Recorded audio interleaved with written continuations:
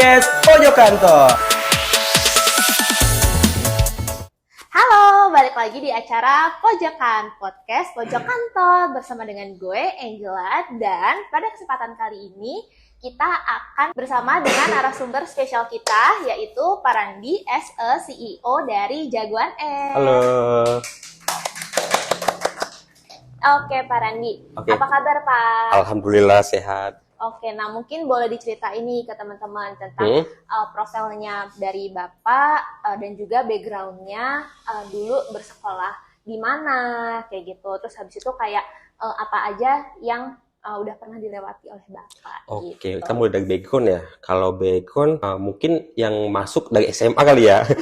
Kalau Mau tadi dari sih SD. maunya dari SD, cuman kayaknya SD nggak cocok. Mungkin dari SMA itu saya itu memang dari dulu, dari pas masih kecil. Mungkin sama kayak anak banyakan ya. Saya suka dengan dunia komputer dan terkhusus kemarin tuh suka masalah rakit-merakit. Makanya dulu pas SMA saya tuh ambilnya TKJ. TKJ itu teknik komputer jaringan. Nah di TKJ itu di selama SMA itu saya belajar tuh terkait tentang komputer, tentang jaringan, tentang networking dan sebagainya. Nah setelah tamat SMA, singkat cerita masuk tuh di pemilihan masa-masa galau, yaitu pemilihan masa kuliah. Nah ketika kuliah ini saya sempat bingung apakah mau lanjut di dunia komputer atau mau mencoba yang lain. Soalnya dari SMA saya tuh sangat suka di bidang matematika, fisika. Itu sangat sangat tertarik banget lah. Bahkan pada saat itu melebihi sama dunia komputer. Makanya pada saat itu coba apply di SBMPTN. Itu ngambil fisika sama matematika di salah satu kampus di Kota Medan. Nah, namun setelah saya ikut tes, ternyata hasilnya itu nggak lolos. Nah, karena nggak lolos, udah kayak merasa kayaknya ini bukan job gua deh, kayaknya ini bukan bidang gua deh. Maka coba cari yang lain. Ternyata ada salah satu kampus di Medan, itu kampus komputer IT yang cukup terkenal. Nah, pada saat masuk kampus itu, singkat cerita, itu ada lagi dibikin galau. Itu ada dua jurusan. Dua jurusan, yang pertama jurusan SI atau sistem informasi, yang kedua ada jurusan teknik informatika. Nah, ini menariknya ketika saya disuruh milih dua hal yang saya nggak tahu itu apa, dan harus dihadapkan di depan, ya situ saya tanya, Mbak, persyaratannya untuk masuk di jurusan SI apa? Kata dia, ya yang penting lulus SMA aja udah bisa masuk. Oke. Nah, dengan satu lagi, kenapa sih harus masuk kalau masuk TI apa? Kalau masuk TI, apa sih persyaratannya? Ternyata syaratnya itu harus lulusan SMK. Artinya yang SMA nggak bisa pilih TI, harus SMK dan itu jurusan teknik.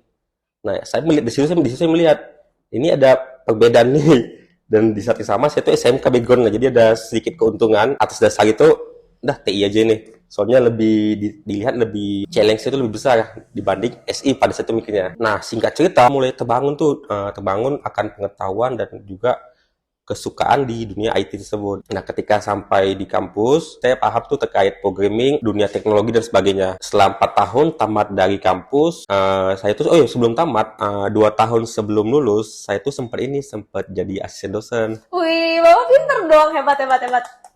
Dibilang pinter sih enggak ya, tapi hoki lebih tepatnya. Oke.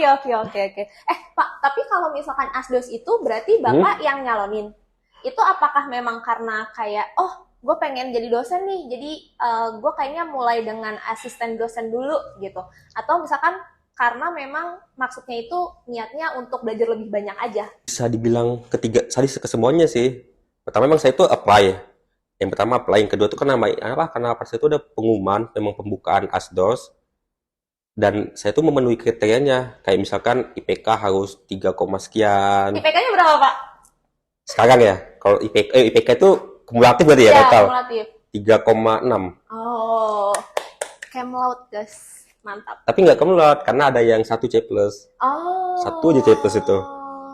Tapi tetap sih, itu kan lebih tinggi ya. Iya, tinggi. Kumlaut kan kalau nggak salah mulainya dari 3,5. Iya. Tapi nggak boleh DC-nya. Minimal B. Itu sih. Beda cuma doang sih dari ininya. Kita bisa beli Tokped. Harganya 10.000. Bikin sendiri aja. Bener-bener Iya. Oke. Terus habis itu berarti gimana akhirnya Bapak bisa jadi asdos tuh? Emang kayak ada hal lain di luar kuliah juga nggak sih Pak yang itu pasti ngebuat Bapak sibuk gitu? Atau memang ya udah deh gue cari kesibukan juga? Nah, dulu tuh saya pas kuliah tuh cukup cukup padat ya jadwalnya, cukup padat karena selain jadi mahasiswa itu biasa tuh dari jam 9 sampai jam 12 itu full kuliah. Oke. Nah, dari jam 12 sampai malam biasanya jam 8 jam 9 itu antara astos atau sibuk di organisasi. Oke. Oh, Dulu jadi aktif di organisasi juga, Pak? aktif Wih, gila. Apa tuh, Pak? organisasi keagamaan. Keagamaan. Oh, gila. Iya. Cinta Tuhan banget. Oh, banget dong. Kan itu apa itu rule number one. Oh, gila. Ada di sini kalau nggak salah. Nih, rule number one, put God at that center of everything. Ini kelihatan nggak sih tuh? Kelihatan Kelihatan ya? Nanti di zoom aja, di zoom sama editor. Iya itu. Oke. Terus habis itu, Pak? Nah, jadi sibuk di KMI itu lumayan lama. Dari itu saya itu dari semester 3 udah di KMI. KMI itu Keluarga Mahasiswa Islam. Itu organisasi keagamaan Islam di kampus. Nah, di tahun ketiga, tahun kedua ya, tahun kedua saya di KMI itu sekitar semester 5 itu jadi ketua KMI. Wih. Itu selama setahun. Jadi sembari jadi ketua, jadi asdos juga dan jadi mahasiswa juga tentunya. Itu tuh cukup menyita waktu sih. Cukup menyita waktu hingga akhirnya nggak sadar udah semester 7, semester 8. Namun pada saat mau semester 8 udah mulai mikir nih, bentar lagi udah lulus. Kayaknya belum ada kepastian kerjaan nih. Dulu sempat berpikir juga, kalau seandainya aku apply ketika sudah lulus, maka yang jadi lawan banyak, minimal teman-teman seangkatan. Makanya harus apply ketika yang lain pada sibuk nih. Yang lain sibuk TA, nih gue harus nyuri start nih. Teman-teman itu suatu hack ya. Jadi untuk Iya, para mahasiswa yang masih kuliah terus sebentar lagi mau lulus, mungkin hacknya bisa dipakai. Karena juga saya baru ngeh itu hack yang bagus sih.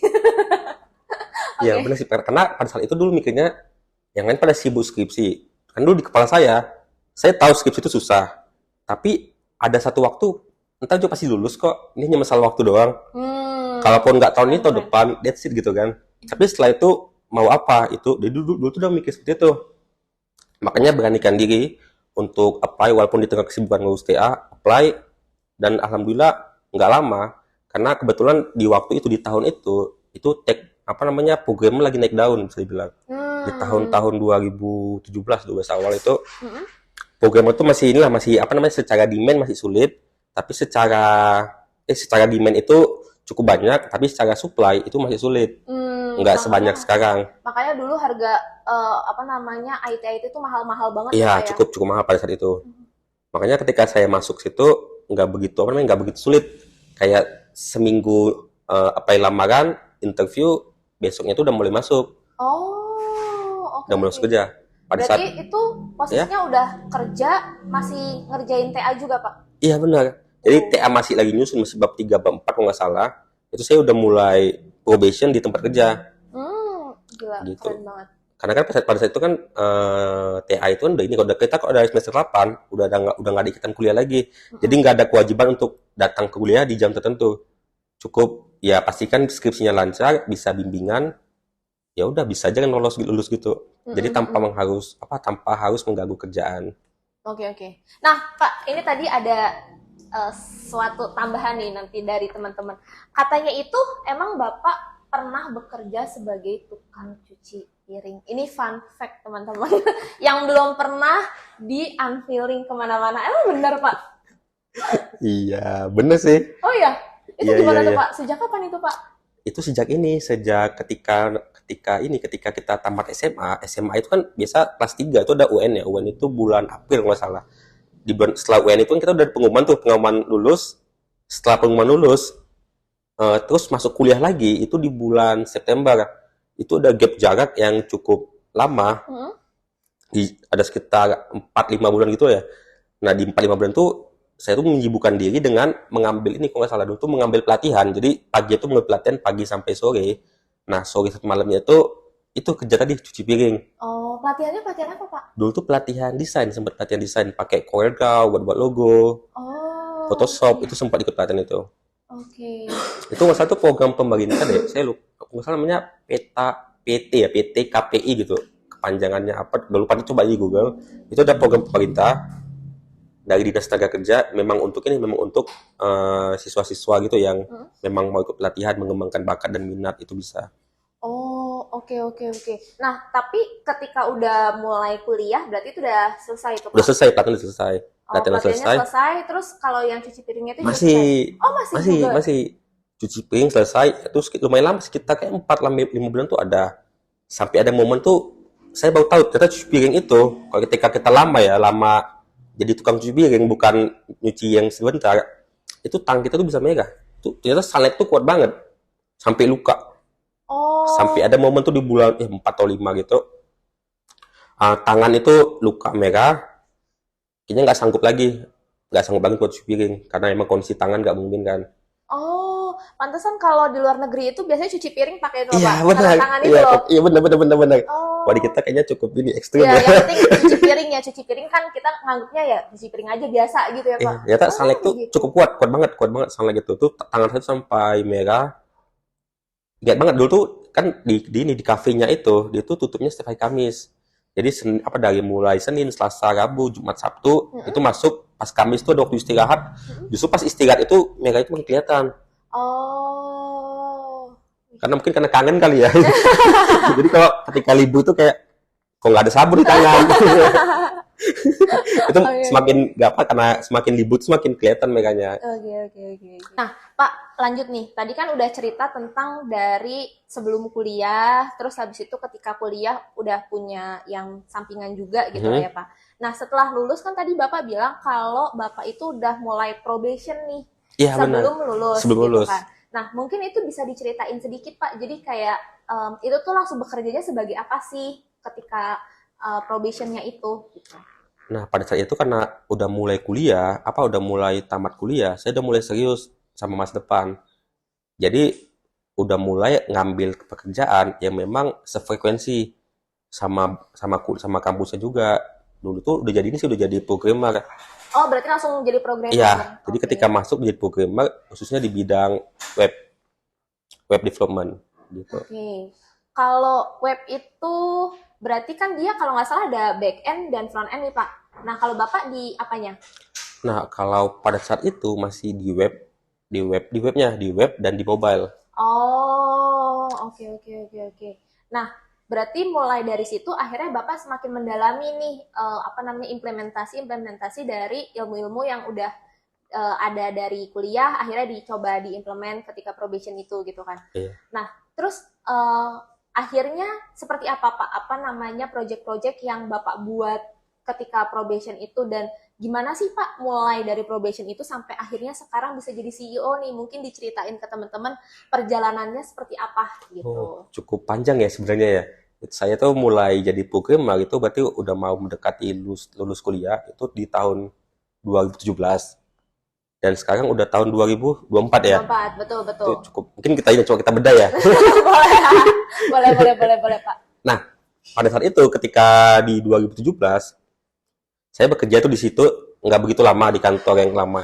Jadi setelah lulus probation selama 6 bulan pada saat itu saya udah ngajuin resign karena nggak nyaman. Jadi mulai coba cari-cari tempat yang memang dirasa lebih baik, mulai apply kerjaan tuh baik itu di Medan ataupun di Jakarta. Dulu sempat sempat apply di Bukalapak, di Tokopedia.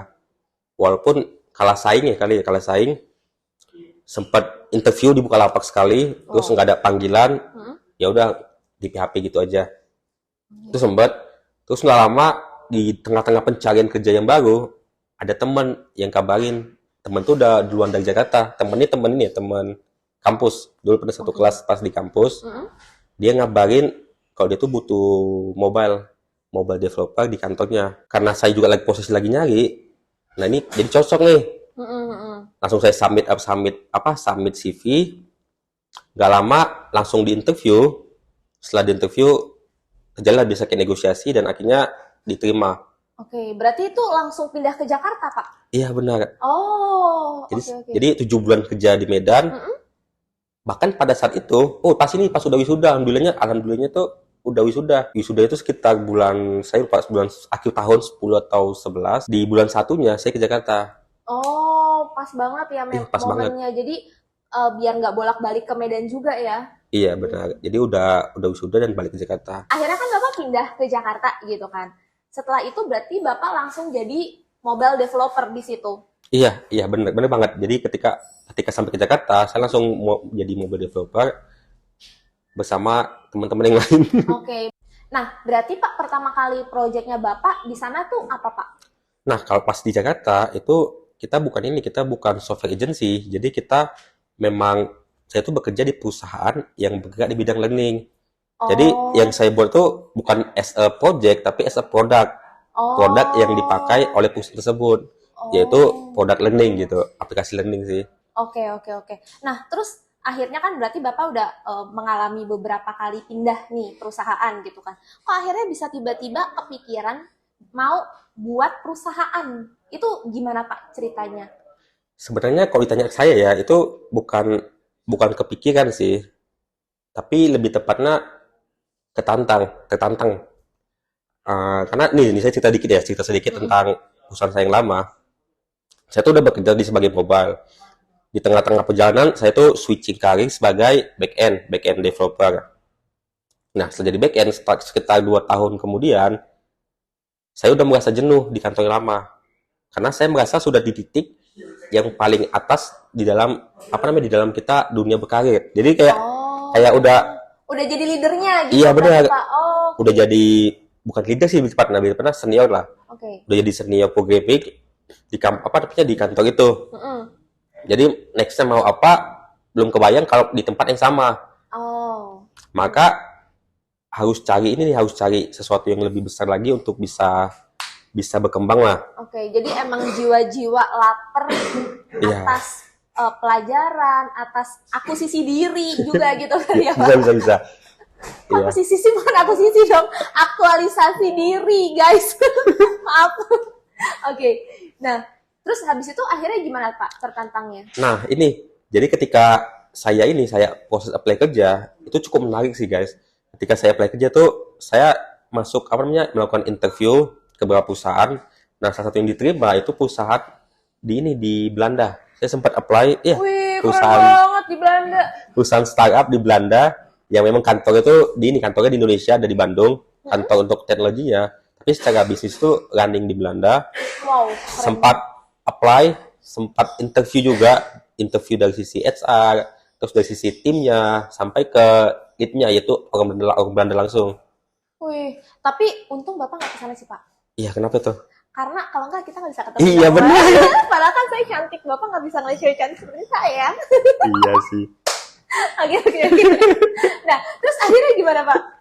Nah, jadi ketika sampai tuh di titik udah keluar offering letter lah, udah Mm-mm. keluar offering letter, udah tinggal tinggal melangkah aja nih, tinggal melangkah. Nah, sebagai ini kita dulu kan mindset saya, kita kan masuk kerja itu baik-baik, maka Mm-mm. harus keluar juga dengan cara yang baik. Jadi Betul, saya setuju. izin sama atasan, saya cerita tuh, saya udah cerita kalau kita itu udah diterima kerja, mau niat untuk ngundurin diri karena satu dan lain hal.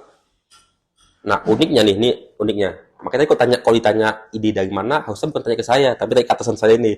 Ya mau saya cerita ini. Oke, oke, Nah, oke. ketika saya ngajuin resign, beliau tuh malah menerima. Beliau malah menerima dengan senang hati. Oke, saya resign, tapi dia malah ngajak saya ngobrol kalau dia cerita kalau dia tuh punya ini. Dia punya project yang dimana project ini mau dia buang ke orang lain. Terus dia Oke. cerita, bagaimana kalau project ini kita yang ngambil? Kita buat PT sendiri, nanti kamu sebagai CEO-nya sama teman kamu namanya Randy Simamora itu sebagai CTO-nya. Nah, kita mulai dengan project yang ini. Langsung jadi tangan kanan bos. Gila, keren banget. Ya. Langsung diangkat. Terus habis itu Pak? Nah, pada saat itu dulu saya bimbang juga, nggak karena kan di satu sisi itu udah ada offering letter nih, apalagi kerja di perusahaan-perusahaan bonafit, siapa sih yang nggak mau kan ya. Sisi yang kedua, ada kesempatan yang mungkin nggak datang 2 kali gitu. Kalau kerja di perusahaan bonafit, kalau ini gagal, ya kita bisa apply lagi dan dapat peluang yang sama mungkin bisa. Tapi kalau yang ini, yang tadi tawarin tadi, ini kayaknya sulit deh kalau 2 kali terjadi. Walaupun Betul. tentu banyak dinamika, mungkin ada A, B, C, D, E. Tapi mata apa namanya sempat diem juga, pulang dulu, sebenarnya nggak langsung dijawab saat itu. Jadi sempat beberapa hari kemudian diskusi sama keluarga juga, akhirnya mantapin hati untuk itu, untuk menerima. Akhirnya kita duduk bareng bertiga yaudah kita sama-sama buat PT dengan ini project ini apa klien ini sebagai project pertama kita. Gitu. Keren banget. Jadi itulah awal mula Jagoan App itu Iya, muncul. benar. Sebenarnya bukan Jagoan App sih, karena kan Jagoan App itu dia under dari LMS Iya. Group gitu kan. Jadi memang awalnya itu mungkin tadi yang diceritain adalah LMS.id yang kemudian karena makin besar nih, salah satunya ada Jagoan App, jadi akhirnya namanya itu LMS Group. Nah, Pak, ngomong-ngomong kayak gitu, Pak, berarti kalau dari tantangan nih, Pak, mungkin kan tadi kan Bapak bilang akhirnya Bapak menerima tantangan itu gitu kan, karena ya istilahnya gambling ya. Itu Iya, pasti benar. nggak akan ada kejadian 2 kali. Ini ada peluang yang bagus, Bapak ambil. Nah, tantangannya sendiri apa, Pak? Gitu, Pak. Nah, tantangannya ketika jadi ini ya, karena pada saat itu mindset saya itu bukan sebagai CEO tapi sebagai apa namanya, masih sebagai karyawan pada umumnya yang memang ngehandle ataupun ngerjain sebuah project. Karena kan pada saat itu timnya cuma berdua ya, cuma saya sama partner saya ini, cuma berdua, dan kita ngerjain project. Ya kita ngerjain project aja sebagai mana kita kerja dulu. Ada project ya kita kerjain fokus. Tapi setelah project ini selesai, nah kita tuh sempat ada di fase dimana kita tuh down banget. Yaitu sini si LMS ini ya. Kita tuh ada di fase ketika project selesai, kita nyari klien itu susah banget. Karena kan pada saat itu tahun 2018 itu 2020 sorry maaf 2020 itu lagi COVID. Ya, betul. Jadi mau nyari klien pun bingung mau kemana. Semuanya pada nahan money semuanya. Jadi kita mau nyari klien susah. Sementara kan kalau kita bangun perusahaan, kita kan butuh bensin yang terus bergerak. Betul. Nah, sampai ada di momen ini bensin kita udah mau habis nih. Sambil saya bilang sama partner saya, bro, lu mending apply deh. Soalnya kayaknya kondisi kita itu udah nggak baik-baik aja. Karena pada saat itu masih berdua jadi masih muda lah untuk untuk koordinasinya.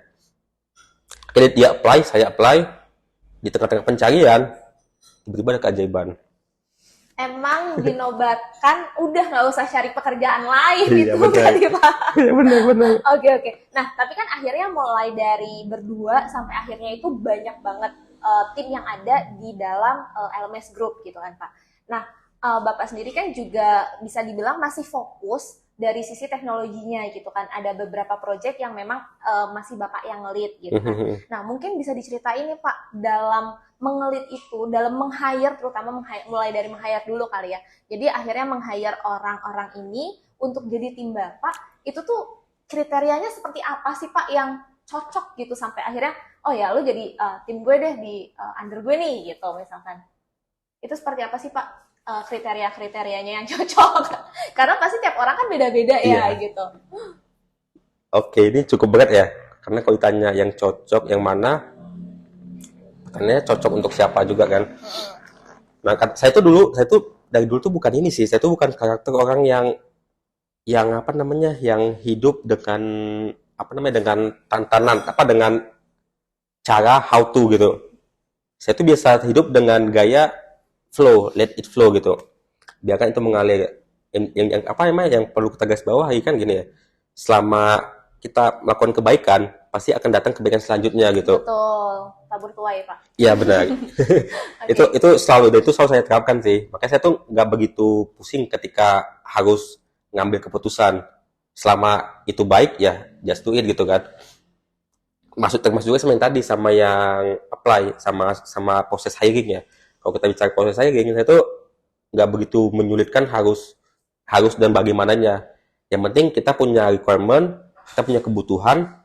Nah, si A ini masuk ke kebutuhan itu. Yang saya mungkin yang perlu kita garis bawahi adalah bukan cocok di job base-nya, tapi cocok di teman-teman yang ada di sananya gitu. Oh, oke. Di timnya gitu. Oke. Karena kan ini bekerjanya karena ngerjain project, jadi kan memang harus bekerja dalam tim gitu ya, Pak. Benar. Jadi sebenarnya bukan cuma jago doang, tapi dia harus bisa ngeblend sama timnya sendiri itu ya. Oke, oke, oke, oke. Nah, tapi kalau Bapak sendiri nih, kalau secara tim, itu lebih fokus ke memang personalisasi orangnya ini, kayak kira-kira orangnya baik deh, atau lebih ke arah eh, apa namanya potensial. Kayaknya nih anak itu basicnya udah bagus nih, kayak gitu. Dari sisi tentang teknologinya itu atau seperti apa, Pak? Sebenarnya mix and match ya, keduanya juga sama pentingnya antara personalisasi dan potensial. Karena menurut saya kalau bicara as a person itu penting banget. Karena namanya kayak etika. Nah, ini menarik teman-teman. Nah, ketika ini saya cerita dikit ya, mungkin di luar Ya, dari pertanyaan tadi. Ketika kita ngebangun sebuah aplikasi, sebuah project, terutama project-project yang untuk klien ya, project untuk klien, yang dimana ketika klien ini besar, project ini besar, pasti ada banyak transaksi dalamnya. Transaksi itu bisa berupa data, bisa berupa message, ataupun bisa berupa apapun lah, anything, foto, email, nomor handphone, dan sebagainya.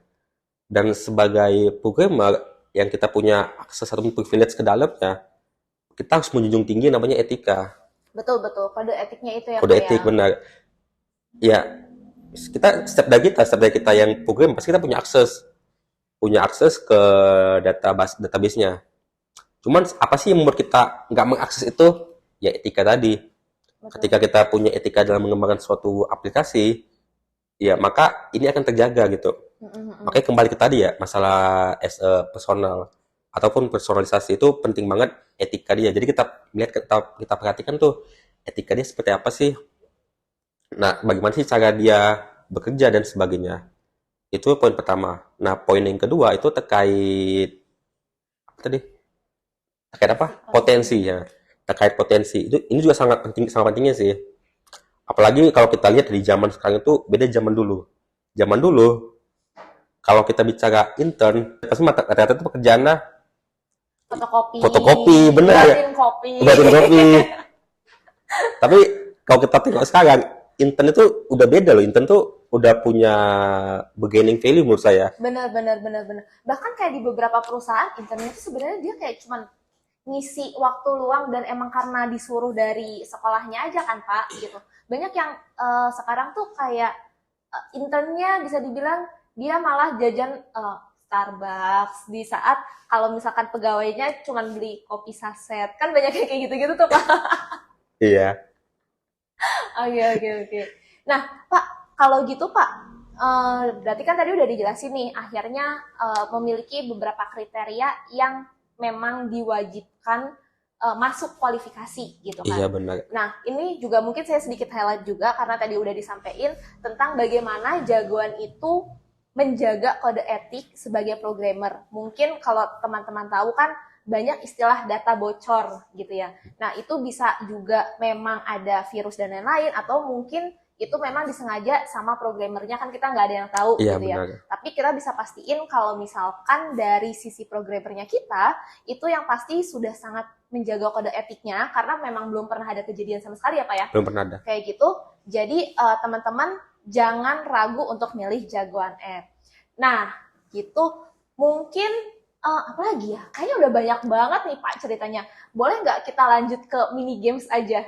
Ini games. Emang Iya, ada ya? Boleh deh kan? ada gitu. Boleh minta? Oke. Nah, Oke. jadi Bapak silakan menghadap ke kamera aja Pak, nggak usah ke Oke. saya, nanti saya grogi. Oke, yang ini atau yang itu? Ngoding atau family time? Dor! Pak, 1, 2, 3. Family time. Ngasih feedback positif atau kritik membangun? Kritik bangun. Kerja sama tim atau individu? Tim. Kerja sama orang yang banyak ngomong tapi hasilnya kerjaannya kurang memuaskan atau kerja sama orang pendiam tapi hasilnya oke? Pendiam. Makan di luar atau bawa bekal? Bawa bekal. Early bird atau night owl? Early bird. Ngelit tim yang orangnya udah berpengalaman atau tim yang baru memulai? Boleh diulangin? Ngelit tim yang orangnya udah berpengalaman atau tim yang baru memulai? Baru mulai. Tidur dalam kulkas atau oven? Kulkas. Nonton film horor sendirian di hutan atau di rumah berhantu? Hutan, Makan bubur pakai sumpit atau sedotan? sumpit.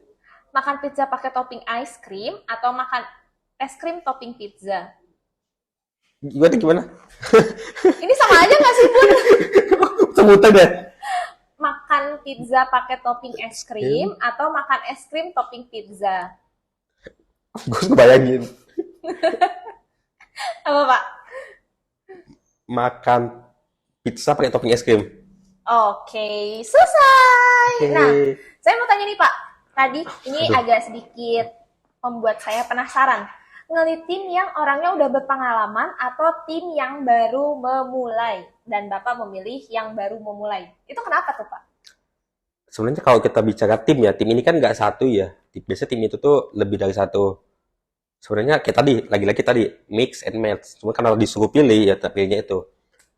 Karena menurut saya, idealnya sebuah tim, itu harus mix.